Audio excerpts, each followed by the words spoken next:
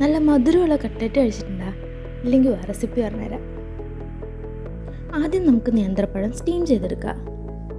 ഞാനിവിടെ 1 കിലോ നേന്ത്രപ്പഴം എടുത്തിട്ടുണ്ട്. ഇനി ഒരു പാനിലേക്ക് 2 ടേബിൾ സ്പൂൺ നെയ്യ്, 2 കപ്പ് തേങ്ങയും കൂടി ചേർത്തിട്ട് നന്നായി റോസ്റ്റ് ചെയ്തെടുക്കാം. ഇതിലേക്ക് 1/2 ടീസ്പൂൺ ഏലക്കാപ്പൊടിയും കൂടി ചേർത്ത് കൊടുക്കുക.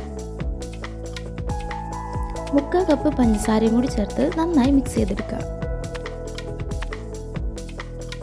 തേങ്ങ നന്നായി റോസ്റ്റ് ആയി കഴിയുമ്പോൾ ഇതിൻ്റെ സെൻറ്ററിലേക്ക് മുട്ട ബീറ്റ് ചെയ്തിട്ട് ഒഴിച്ചു കൊടുക്കുക.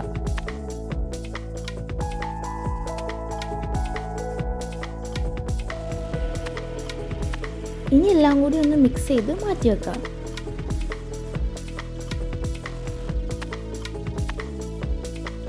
ഇനി വേവിച്ചെടുത്ത നേന്ത്രപ്പഴം തൊലിയൊക്കെ കളഞ്ഞ് നന്നായി ഉടച്ചെടുക്കുക.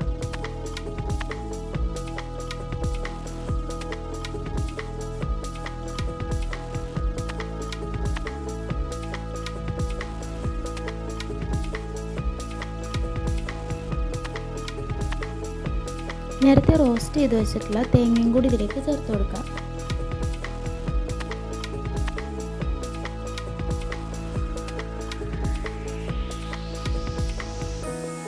ഇനി ഇതിലേക്ക് കുറച്ചായിട്ട് അരിപ്പൊടി ചേർത്ത് നന്നായിട്ട് മിക്സ് ചെയ്തെടുക്കുക.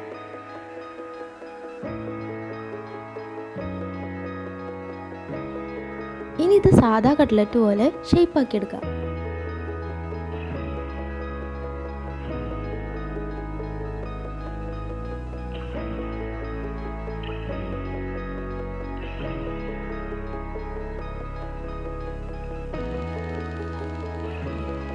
കട്ട്ലറ്റ് നല്ല ക്രിസ്പി ആയിട്ടിരിക്കാൻ വേണ്ടി ആദ്യത്തെ കോട്ട് മൈദയിൽ കോട്ട് ചെയ്യാം. പിന്നെ മുട്ടയിലും ബ്രെഡ് ക്രംസിലും കോട്ട് ചെയ്തെടുക്കാം.